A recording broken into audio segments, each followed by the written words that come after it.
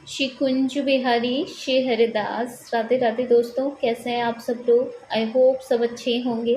देखिए, अभी तक आपने कृषु के चैनल को सब्सक्राइब नहीं किया है तो प्लीज़ लाला के चैनल को सब्सक्राइब कर लीजिए, बेल आइकन भी प्रेस कर लीजिए, जिससे लाला के जो भी न्यू वीडियोस होंगे उसकी नोटिफिकेशन आपको इजीली मिल सके। तो आज का जो हमारा वीडियो है वो निर्जला एकादशी के ऊपर है और आज के हमारे वीडियो में हम जानेंगे कि निर्जला एकादशी हम कब सेलिब्रेट कर रहे हैं और इसका महत्तम क्या है, इसका महत्व क्या है, इसकी महिमा जानेंगे हम। और निर्जला एकादशी क्या होती है ये भी जानेंगे, पारण टाइम जानेंगे, प्रारंभ तिथि और समापन तिथि। तो आज के वीडियो में, ओवरऑल वीडियो में ये सब चीज़ें आपको देखने को मिलेंगी, तो प्लीज़ वीडियो के एंड तक बने रहिएगा दोस्तों। तो चलिए, सबसे पहले तो हम ये जान लेते हैं कि निर्जल का मतलब होता है बिना कुछ खाए पिए, बिना पानी, जिसमें पानी का भी, निर्जल यानी जो जिसमें पानी भी इंक्लूडेड ना हो, जिसमें पानी भी ना हो। तो निर्जल का मतलब होता है कि सॉलिड तो नहीं, आपको लिक्विड में भी कुछ नहीं लेना है, उसको हम बोलते हैं निर्जल। यानी ये जो व्रत होता है ये हमारा निर्जल होता है, मतलब बिना जल के, इसलिए इसको हम निर्जला एकादशी बोलते हैं। इसमें हमें पानी भी नहीं पीना होता है, चाहे आप अगर व्रत, जैसे हमें और एकादशी में छूट होती है कि हम सॉलिड भी ले सकते हैं, लिक्विड तो हम लेते ही लेते हैं, चाय लेते हैं, पानी लेते हैं, लेकिन पूरी एकादशी में सिर्फ एक निर्जला एकादशी ऐसी है जिसमें आप लिक्विड भी नहीं ले सकते, यानी आप पानी भी नहीं ले सकते। आपको 24 घंटे जो है बिना पानी के ये व्रत करना होता है, इसलिए हम इसको निर्जला एकादशी कहते हैं। और बिना पानी के होती है ये एकादशी, इसीलिए इसका अपने आप में बहुत बड़ा महत्व है। तो देखिए, छोटी सी एक बात है जिससे आपको और अच्छे से समझ आएगा कि इसको, पहले तो हम ये जान लेते हैं इसको और किन किन नामों से बुलाते हैं। तो देखिए, इसको पांडव एकादशी भी बोलते हैं और इसको भीमसेनी एकादशी भी बोलते हैं। तो भीमसेनी एकादशी क्यों बोलते हैं, इसके पीछे भी कारण है। तो देखिए, पांचों पांडव में जो भीम थे, आपको पता है उनको भूखा रहना बिल्कुल भी अच्छा नहीं लगता था, वो बहुत ज़्यादा खाना खाते थे। तो हमेशा उनके मन में यही रहता था कि मैं तो कोई व्रत कभी कर ही नहीं सकता हूँ, क्योंकि बाकी जो पांडव सब हैं वो सारी एकादशी करते थे। अर्जुन हुए और युधिष्ठिर महाराज हुए, नकुल सहदेव, सभी एकादशी और सारे ही व्रत करते थे, पर भीमसेन को भूख बहुत लगती थी, इस वजह से वो कोई भी एकादशी नहीं कर पाते थे। तब उनके मन में हमेशा ये रहता था कि मैं क्यों कोई एकादशी नहीं कर सकता, क्या कोई ऐसी एकादशी है जिससे मुझे पूरी साल भर की एकादशी का फल मिल जाए। तब हमारे कन्हैया बताते हैं कि एकमात्र निर्जला एकादशी ऐसी है जिसका व्रत अगर आप करोगे तो आपको बाकी जो हमारी पूरी एकादशी है साल भर की, उसका फल मिल जाएगा। तो भीमसेन ने सोचा कि ये अच्छा है कि साल भर में महीने में 2 बार भूखा रहने से अच्छा है कि मैं निर्जला एकादशी कर लूँ, जिससे मुझे साल भर की सारी मेरी एकादशी जो है कवर हो जाए। इसीलिए इसको हम भीमसेनी एकादशी बोलते हैं, क्योंकि भीमसेन जो कि खाए बिना बिल्कुल नहीं रहते थे, उन्होंने निर्जला एकादशी की, इसलिए इसका नाम भीमसेनी एकादशी भी पड़ गया है। इसका महत्व जो है वो तो हम वीडियो के एंड तक देखेंगे। अभी तो हम चलते हैं कि ये कब से प्रारंभ हो रही है, इसका प्रारंभ टाइम देख लेते हैं।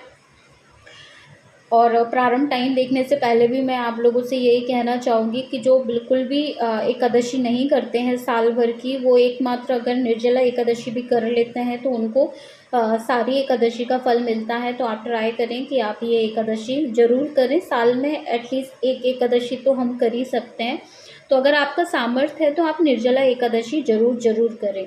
तो चलिए, अब हम जान लेते हैं इसका प्रारंभ टाइम क्या है। तो देखिए, पहले तो मैं आपको ये बता देती हूँ कि इसमें कोई कन्फ्यूज़न नहीं है डेट का, कि 30 को है कि 31 को है। ये एक ही दिन पूरे तरीके से है, सूर्योदय के साथ है, पूर्णतः सूर्योदय के साथ 31 तारीख दिन बुधवार को ही मनाई जा रही है। तो इसमें डेट का तो कोई इशू नहीं है। अब हम ये जान लेते हैं कि लग कब से रही है तिथि। तो इस निर्जला एकादशी की जो प्रारंभ तिथि है वो 30 में, यानी 30 तारीख को ही, 30 में को ही दोपहर के जो 1:07 से ये एकादशी आ गई है। तो 30 तारीख को ही दोपहर के 1 बजे से 1:07 से एकादशी है। और ये कब तक है, तो 31 तारीख को दोपहर यानी पूरे 24 घंटे की रहती है। तो 1:45 तक जो है ये 31 तारीख को दोपहर तक है। तो हमें जब 31 की मॉर्निंग होगी तो ये 30 को ही एकादशी लग गई है, इसलिए ये पूर्णतः सूर्योदय के साथ होगी। सूर्योदय के साथ होने के कारण इसको 31 को ही हम सेलिब्रेट करेंगे। भले ये 30 तारीख को दोपहर में लग गई है, लेकिन 30 की मॉर्निंग में नहीं है सूर्योदय के साथ, इसलिए ये 31 की मॉर्निंग में है, इसलिए सूर्योदय वाली एकादशी हम हमेशा रखते हैं। तो बांके बिहारी लाल, राधा वल्लभ, राधा रमन और इस्कॉन और सभी वृंदावन के तीर्थ स्थल, सभी जगह पर जहाँ भी एकादशी होती है, सभी जगह 31 को ही सूर्योदय के साथ हम एकादशी को मना रहे हैं। आप लोग भी निर्जला एकादशी व्रत जरूर रखें। अब हम जान लेते हैं कि इसकी जो पूजा है उसका शुभ मुहूर्त क्या है। वैसे तो 2-3 मुहूर्त हैं, लेकिन अर्ली मॉर्निंग का जो शुभ मुहूर्त है वो मुझे पता है, तो वो मैं आपको बता देती हूँ। तो 31 तारीख को मॉर्निंग में अगर आप जल्दी उठ के 5:24 से 8:15 बजे तक के बीच में पूजा करते हैं तो ये टाइम बहुत ज़्यादा अच्छा है, बहुत शुभ है। तो इस टाइम अगर आप पूजा कर लेते हैं तो ये आपके लिए बहुत शुभ मानी जाएगी। तो आप ट्राई करें कि 31 तारीख को आप 8:15 बजे, 8:30 बजे से पहले पूजा कर लें। चलिए अब हम जानते हैं इसका पारण टाइम क्या है। तो जब हम 31 तारीख को इसका व्रत रखेंगे तो इसका 1 जून को हम पारण करेंगे। तो 1 जून को जब हम पारण करेंगे तो उसका टाइम हम जान लेते हैं। तो 1 जून को सुबह 5:30 बजे से लेके 8:10 तक आपको पारण करना है। तो इसका जो पारण टाइम है मैं फिर से रिपीट कर दे रही हूँ, 1 जून को सुबह 5:30 बजे से लेके 8:15 बजे या 8:10 तक आपको पारण करना है। तो चलिए अब हम इसकी महिमा जान लेते हैं कि निर्जला एकादशी आप व्रत रखते हैं तो आपको क्या कुछ फल मिलता है। तो दोस्तों इस एकादशी का सबसे बड़ा महत्व तो यही है कि अगर आप निर्जला एकादशी का व्रत करते हैं तो आपको सभी एकादशियों के व्रत का फल मिलता है। इससे बड़ा महत्व और क्या हो सकता है। और हम चर्चा कर लेते हैं कि पद्म पुराण में क्या लिखा हुआ है निर्जला एकादशी के बारे में। तो देखिए पद्म पुराण में लिखा हुआ है कि अगर आप निर्जला एकादशी व्रत करते हैं तो आपकी दीर्घ आयु और आपको मोक्ष प्राप्त होगा। ये पद्म पुराण में लिखा हुआ है। इसके बाद हम जानते हैं कि सभी एकादशी, अब मैं आपको एक ही वीडियो में पूरी एकादशी के बारे में बता देती हूँ कि पूरी एकादशी का व्रत भी आप रखते हैं तो आपको क्या क्या फल मिलते हैं। तो देखिए जिंदगी भर आप यमुना पर वास करें, यमुना के तट पर या यमुना के किनारे आप वास करें, नर्मदा के किनारे आप वास करें, कुरुक्षेत्र में आप वास करें, जिंदगी भर की बात हो रही है।